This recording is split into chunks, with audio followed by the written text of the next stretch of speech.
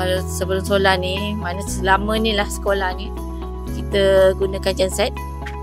Kadang-kadang mati, hidup. Kita tak boleh support lah kalau nak guna aircon ke apa, kita boleh guna banyak. Kita akan slow. Betul kipas, lampu, tak boleh hidup semua. Tapi sekarang ni insyaAllah lah bangunan bawah ni dah digunakan solar, insyaAllah terang lah. Jadi bila ada penambahan kuasa udara ni, keselesaan tu tambah lah. Dari segi pembelajaran dia, bila macam tadi pun kita tengok kalau kipas yang kuat, budak bila tak selesa dia akan meracau. Jadi bila dia rasa selesa, sejuk aja, kat situ kita mudah lah untuk memberikan masukan PNP atau pengajaran dan pembelajaran kepada murid.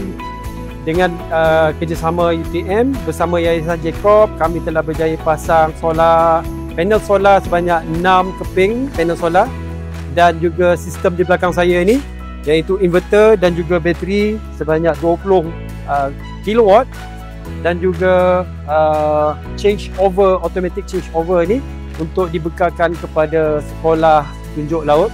Saya dengan sukacitanya merasmikan Majlis Penyerahan Sumbangan dan Projek Solar The Future Project di Sekolah Agama Tunjuk Laut.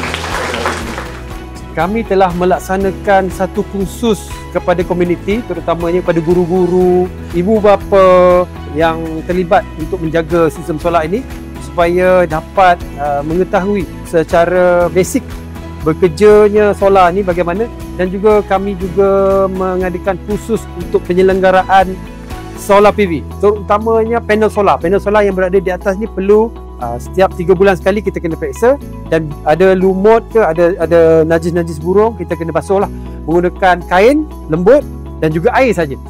Mengucapkan terima kasih kepada Yayasan Jacob yang dapat menaja solar PV sebanyak 5.5 kilowatt peak pada Sekolah Agama Tunjuk Laut, dan kami sebagai pusat penyelidikan dapat membantulah komuniti, khususnya sekolah di pedalaman ini, untuk menikmati penggunaan tenaga solar secara percuma dan berterusan selagi kita dapat buat penyelenggaraan yang bagus. Terima kasih saya ucapkan kepada Yayasan Jacob. Sebelum ni saya pun tak sangka ada event macam ini besar, tajaan macam ini untuk Sekolah Agama Tunjuk Laut.